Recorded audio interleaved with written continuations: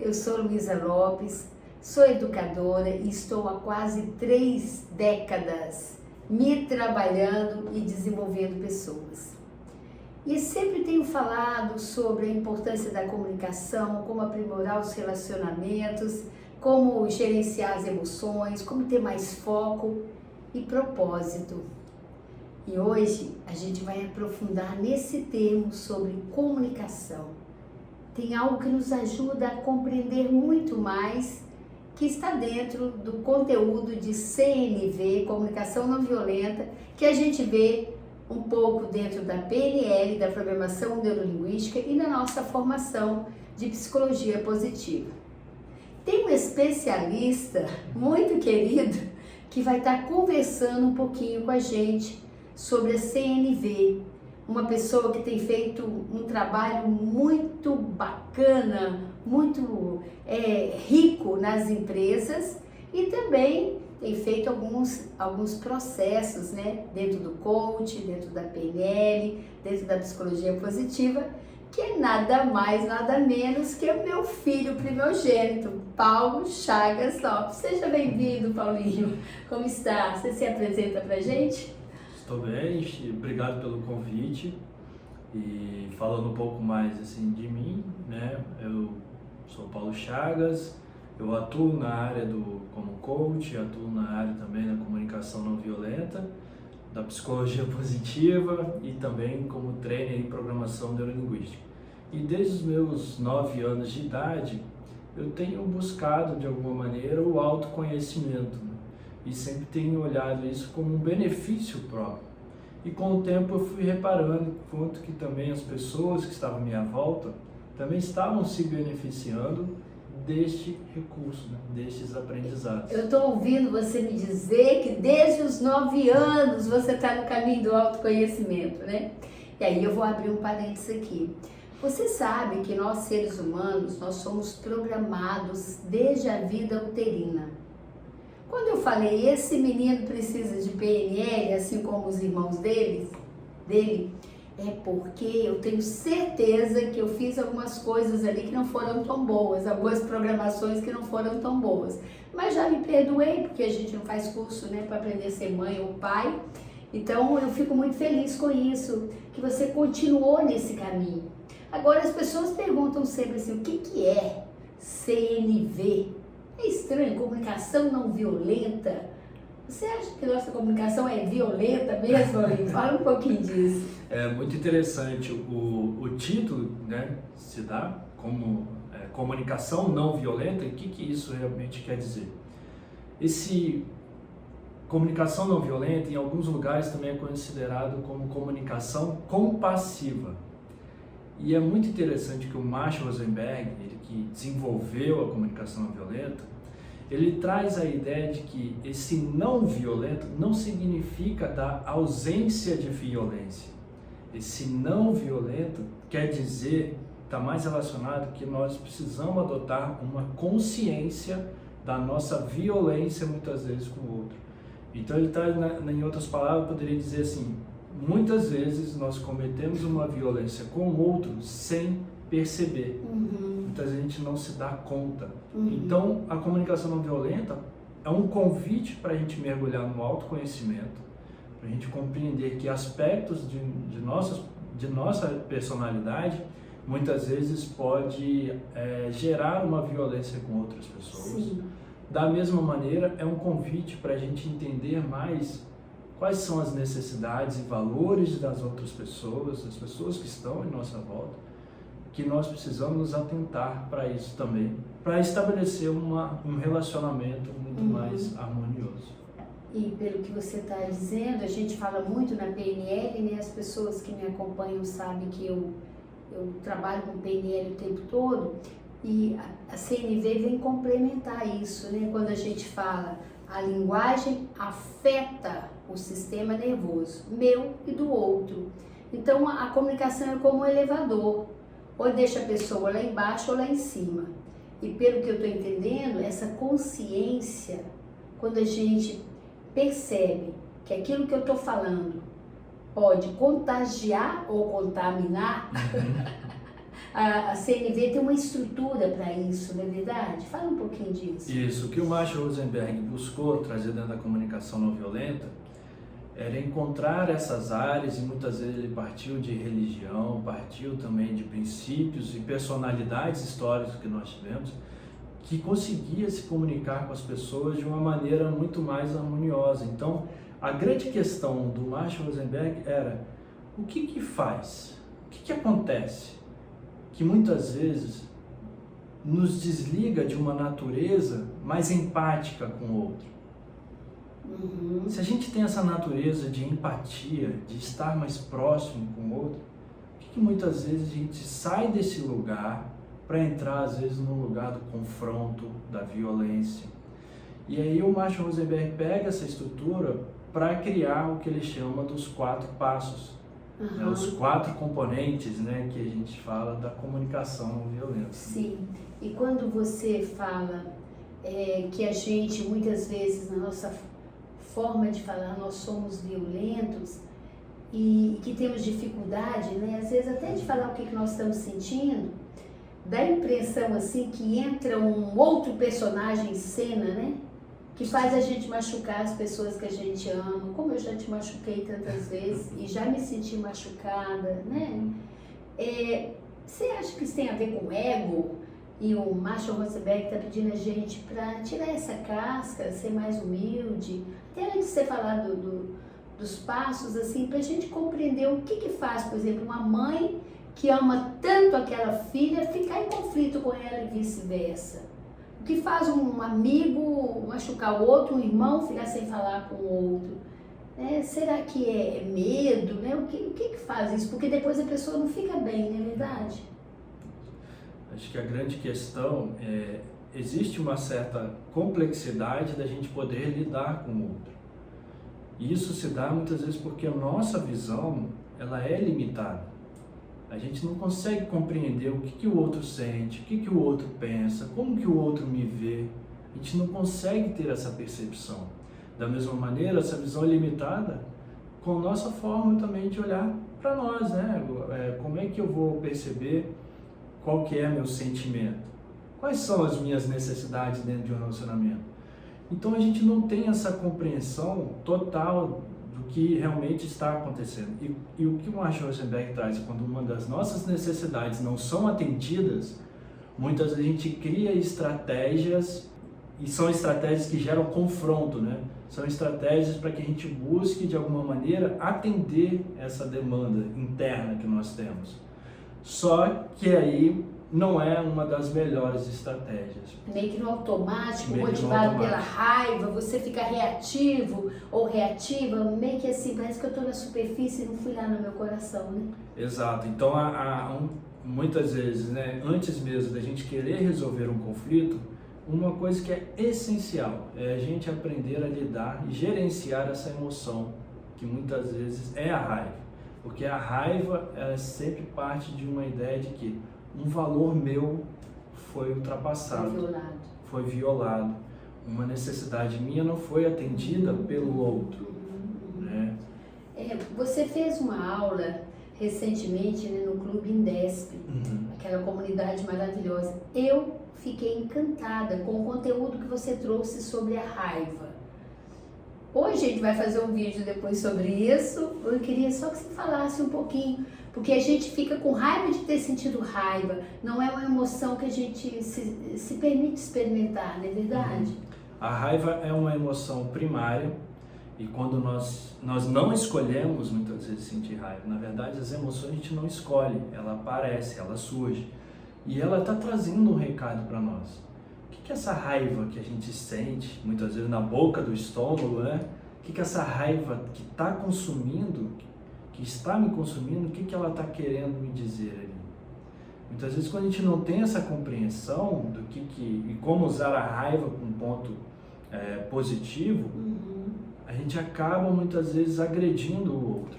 É como se a raiva, lembrando o iceberg, né? Ela dá sustentação para o comportamento. Então, se eu estou com raiva e não gerencio isso, eu vou intoxicar o outro, eu vou machucar e vou complicar a relação, vou fazer muros, né? Conta isso. É muito comum, por exemplo, quando uma pessoa tem um conflito com outra pessoa, tem uma conversa difícil que precisa ser enfrentada, quando ela está com essa raiva, geralmente os pensamentos e os julgamentos que ela tem nunca são os melhores possíveis.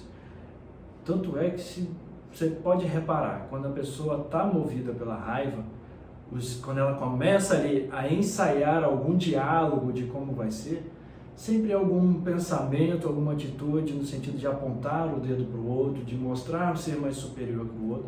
Então, se você que está escutando a gente sentir isso, antes de você querer ter uma conversa, você precisa primeiro compreender essa sua energia. Porque a raiva é cega. Porque a raiva é cega. E agora eu tenho a ideia, né, de que a raiva é cega por um motivo fundamental. A raiva nos cega daquilo que está em nossa volta para ser um convite. Um convite para que a gente possa olhar mais para dentro e menos para fora. O que acontece no nosso corpo, né? Que a pessoa realmente, quando ela está com raiva, ela, né, fica na consciência animal, né?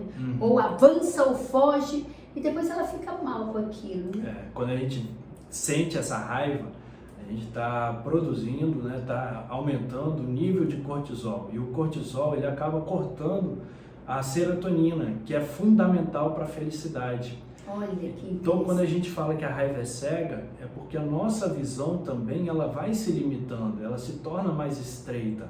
O foco nosso fica muito concentrado em uma coisinha. Às vezes, quantas pessoas não sentem raiva? E quando você, depois que a raiva passa, você para pensar, era um detalhe, era uma coisinha tão pequena. Então, quando você sente essa raiva, e o Gandhi, né, que traz em seu livro a raiva como uma virtude, né, a virtude da raiva, ele conta um caso muito interessante, na verdade quem conta é o neto dele, que quando você sentir essa raiva, olhe para algo bom. Né? Ele pediu para o neto dele, na verdade, segurar uma flor e ficar olhando para aquela flor durante 2 minutos. E após os 2 minutos, fechar os olhos e tentar recordar dessa flor que estava aí. Olha que legal. Por que ele está fazendo isso? Porque o nosso cérebro, quando está na raiva, as nossas ações levam menos de 2 segundos. E a nossa memória recente, ela fica muito curta, a gente perde essa memória recente. Então, você treinar o seu cérebro para começar a olhar o que tem de positivo nessa flor e como eu posso fazer com que a minha memória exercite esse lado aí. Que significa na programação neurolinguística você quebrar o estado. O que é quebrar estado? Você está conectado com um sentimento. Tira o foco disso um pouco. E nos meus atendimentos com o PNL, né, eu não sou psicóloga, eu sou pedagoga, muitas vezes eu fiz isso recentemente. Uma mãe com muita raiva do que a filha falou. Porque na realidade mãe e filha são tão parecidas que uma vive espetando a outra, né? E aí a raiva vem. Então, no exercício que eu fiz com ela, eu pedi para ela, essa filha é a primeira dessa mãe. Falei assim, lembra de quando ela nasceu? E você pôde segurar ela no colo e ter certeza que ela era perfeita, né? Que Deus te deu essa bênção de ser mãe. Então isso para mim é como se fosse a flor, né? Eu tiro o foco de eu quero ter razão, como é que ela faz isso e aquilo, respiro, peraí, é a minha filha, ou é o meu vizinho, ou começo a ver qualidades naquela pessoa. E isso pode ser uma forma também de melhorar meu estado emocional. Sim, a raiva é uma potência que nos faz viver a vida, um combustível, né? E ela precisa ser canalizada. Assim como tem um fio da eletricidade que precisa ser canalizado para não machucar as pessoas, mas para gerar energia, a gente precisa trabalhar muito bem essa raiva. A gente parte muitas vezes da ideia de quem está com raiva, vai extravasar. Tem que tomar uns certos cuidados na hora de extravasar, porque geralmente quem vai correr com raiva, o número de lesão pode ser maior, o risco a uma lesão pode ser maior. Então, primeiro você tem que aprender a questão de respirar. Não fugir da raiva, né? Porque não se fugir a pessoa, da raiva. Vou beber, vou correr, vou viajar, você pode até correr, mas entre num outro espaço, né? Isso. E não vai digerindo a raiva. Comece, por exemplo, com uma caminhada para ajudar a processar e comece a prestar atenção na sua respiração, porque a maneira como você respira quando está com raiva não é a mesma respiração quando você está num estado mais tranquilo, mais calmo. E essa oxigenação, essa respiração, ela é fundamental, porque ela faz criar novas sinapses no nosso cérebro. Então é fundamental você primeiro não rejeitar a sua raiva. Você compreender que ela está aí, que ela existe, que ela precisa ser legitimada, ela precisa ser reconhecida. Na PNL, a gente tem uma ferramenta que aqui no INDESP a gente apelidou de RARAL, né? Que é Cadeia de Emoções de Milton Erickson, que tem a ver com o que você está falando. Né? Primeiro, reconheça que você está sentindo isso. RARAL é reconheça, aceite, respeite, aprecie e utilize. Olha que legal. Se a raiva é uma sinalização que pode ser canalizada para o bem, não é isso? E se eu experimento isso é como um alarme tocando. Quando o alarme toca, eu vou ver o que é, né? Então eu aceito que eu estou com raiva. É por aí. Eu começo a aceitar, eu respeito. Não, tem esse sentimento, isso aqui foi violado, isso é um valor para mim.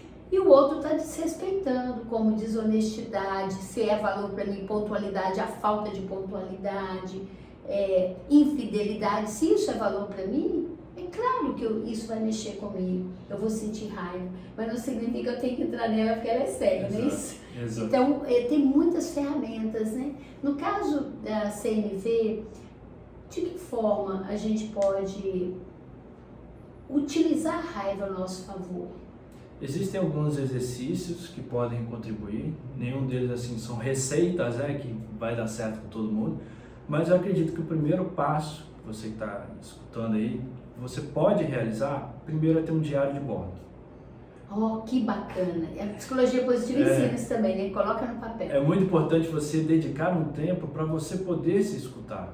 O que essa raiva está querendo dizer? Então, no seu diário de bordo, o que você vai fazer? Primeiro, assim que acontecer alguma coisa que te gere um certo nível de irritação, você vai escrever no seu diário o que de fato aconteceu para eu experimentar essa raiva. Qual foi o gatilho? Qual foi o gatilho? Segundo, qual foi a minha necessidade, né? Ou qual a minha necessidade que não foi atendida nessa relação? E dentro da CNV, necessidade e valor está no mesmo pacote, vamos dizer assim, né? Será que eu não fui reconhecido? Será que eu senti invadido? O que aconteceu, né? Qual foi o que é importante para mim que não está sendo atendido? Então esse é o segundo passo. E o terceiro passo, que eu diria, qual é a reparação que precisa ser feita nessa relação? A reparação, ela é fundamental em nossos relacionamentos, porque a gente não vai acertar o tempo inteiro. Muitas vezes a gente provoca uma raiva no outro sem perceber, sem ter depois a gente consciência. fica com raiva da gente. E depois ficamos com raiva da gente mesmo, né? Nossa, gente, isso na verdade, horrível. a raiva de si significa culpa. Né? Isso. Quando a gente está com raiva da gente, significa culpa. Olha que rico. A gente então teria que dar uma escaneada, o que está acontecendo mentalmente, emocionalmente, né? Antes de explodir, né? Eu pergunto para você que está aí nos assistindo, que tamanho que é seu estupim? O que tira você do sério? Porque às vezes muda de ambiente, de contexto, mas parece que são as mesmas circunstâncias, a mesma situação. Por exemplo, o pai fica com raiva em casa porque a mulher fez isso e cobrou tal coisa. Esse pai também fica com raiva no trabalho. Tem a ver, os mesmos, parece que os gatilhos são semelhantes. São semelhantes, porque pode existir um padrão, né? Um padrão. Mas uma coisa que eu acho eu acredito que seria muito importante é entender que eu sinto raiva. Mas a raiva, ela tem um aspecto relacional. É sobre algo, né? É sobre algo. O que aconteceu também na relação. E não ficar achando e falar, nossa, eu tô com raiva, eu tenho que me virar com isso. Ou eu tenho que engolir a raiva ou fazer de conta que eu não tô vendo nada. Sabe, a gente não é tão autossuficiente assim de achar que damos conta de tudo. Eu tô sentindo essa raiva, ela está presente. Legal, reconheça e aceite. E preciso fazer uma reparação na relação. O outro precisa saber o que ele faz que me machuca, porque às vezes ele não sabe, né? Exatamente. É tão interessante, às vezes casal vive uma vida inteira juntos, né? Eu tô com seu pai há tantos anos e às vezes a gente não tem esse cuidado, né? A gente prefere culpar, prefere reclamar do que falar, eu me sinto assim quando eu ouço isso. Não é sobre você, mas alguma ferida aberta que eu tenho aqui. Aí depois, não vai dar para ser esse vídeo. Eu tô apaixonada com esse assunto. Eu já assisti N cursos de comunicação não violenta, mas eu nunca assisti nenhum curso com a profundidade que você está trazendo. Quero te parabenizar por isso. Obrigado. Você tem ajudado muitas empresas, muitas pessoas a lidar com conflitos, né? A harmonizar o ambiente, a construir um clima positivo, né? Um clima harmônico. E aí o convite nós vamos fazer uma série aqui, comenta aí se está fazendo sentido, nós vamos fazer uma série sobre esse assunto. Comunicação não violenta, ou como eu posso conversar tendo uma escuta verdadeira, vendo além do que está aparente no iceberg e perceber a necessidade. Mas eu quero te pedir, manda um recado para esse público maravilhoso, para essas pessoas que nos acompanham, que nos seguem, sobre a raiva. Só para a gente levar isso no nosso coração, porque é uma coisa que todo mundo sente, né? Como a gente falou aqui, então a raiva de alguma maneira ela consome as pessoas, né? Quando eu tô com raiva, ela tá me consumindo, fica possuído. E uma questão que eu acho que é muito importante é a emoção, por mais que seja minha, com as pessoas que eu me relaciono, elas também estão fazendo parte desse fogo que está me consumindo. Esse fogo que me consome, também ele pode ser transformado. Então, se você está numa relação que você está reparando com uma pessoa próxima de você, está sentindo uma raiva ali, de repente, se você é um líder, está percebendo que o seu funcionário está sentindo uma raiva, uma frustração muito grande, não pense que isso é só um problema dele e que você não tem nada a ver com isso. Porque se você deseja ser um fator de soma para essa pessoa, se você deseja ser um líder de verdade, um pai de verdade, uma mãe de verdade, e você percebe que existe uma irritação, uma frustração, aí está a sua grande oportunidade de estender as mãos para tirar do que está consumindo ele ali, tão grande ali, né? Está tão forte. E quando você faz isso, você está gerando um ambiente de aprendizado. O que significa ser humano? Significa estar em via de acesso, de aperfeiçoamento. Constante. Então esse aperfeiçoamento constante não se dá sozinho. Se eu sinto raiva, eu preciso do outro. Assim como o outro precisa escutar qual que é a minha frustração. E o aprendizado, ele acontece na relação. Isso me lembra uma frase que eu ouvi do Roberto Crema, um querido, né, o presidente da Unipaz. Ele já fez algumas coisas aqui para o Indesp. E ele falou isso, eu achei bem bacana, né? Ninguém muda ninguém. Ninguém muda sozinho. É no encontro que as pessoas mudam. Isso quando elas estão abertas. É preciso se permitir ser vulnerável para perceber o que está acontecendo aqui no meu mundo.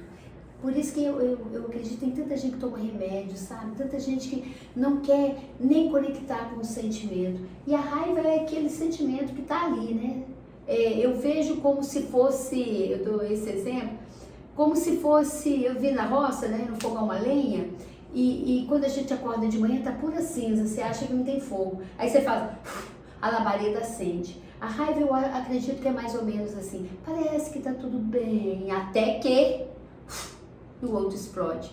E se o outro explode, uma outra pergunta que a gente pode se fazer é: o que me incomoda Qual é a ferida que eu não tratei ainda? O que eu aprendi sobre mim agora com isso que ele falou? Porque uma coisa é eu ficar com raiva ou eu guardar a raiva. E outra coisa é o que acontece que isso ainda me machuca? Como eu poderia cuidar mais disso? Porque o outro está me dando a oportunidade de trabalhar flexibilidade, resiliência, aceitação, um monte de coisa, né? Perfeito. Fala mais um pouquinho que eu tô falando demais. Acho que essa é a ideia, sabe? A raiva é uma potência. Se não fosse pela raiva, a gente nem levantaria da cama. Então a grande potencialidade que nós temos para transformar o mundo, e o Gandhi dizia isso, né?